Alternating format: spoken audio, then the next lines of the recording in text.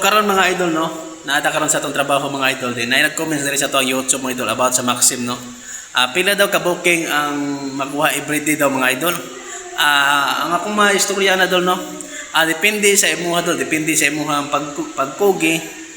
Kung kugihan jud ka magsige biyahe dol, daghan ka booking makuha and then depende pod sa lugar.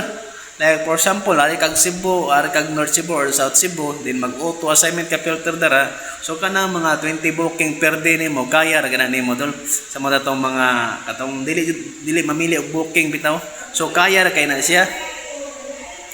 Then mo na siya basta imo lang i-turn on nimo ang auto assignment filter. So dako kay tendency nga kanang daghan ka booking nga makuha. Pero ako manggudol is ako mga isit up ko ang auto filter kaya ako ang mga gusto nga booking nga makuha is mga tag 3 digit, like for example tag 100 plus ang day if ba, or pag makuha mo ko mga tag 80 70 plus, pero kanang depende lang kanang duolan sa kuang location. And then sa mga nangutana no kung unsaon pag-refill, so sa pag-refill sa tuang apps dol dire sa kanang Ecoins. So sa pag-refill dol sa imuhang apps no na dira sa menu, and then i-click nimo ang money and then refill your account.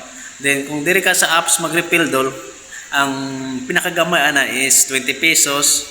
Then ang pinakadako is 5,000. Then kung adto ka sa GCash, ang pinakagamay ang ang minimum nilang deposit is 300. So mo na siya 300 up to 5k masad siguro no.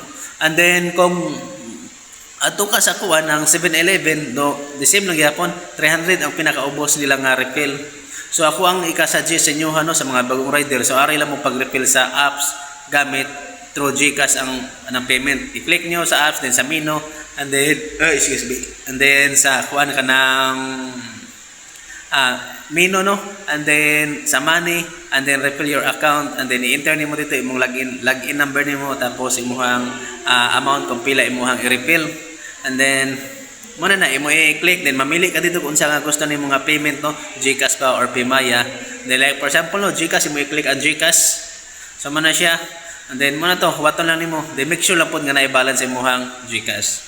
Kay syempre sa pagbayad nimo kung wala sulod ang GCash. So ana ra no, and then sa mga bagong rider dara no, so grabe nagbiyahe ko gabi daghan kay mga scam mga booking no, sa mga to mga cellphone nga mga dagkay COD, so imo kumpiyansa ana.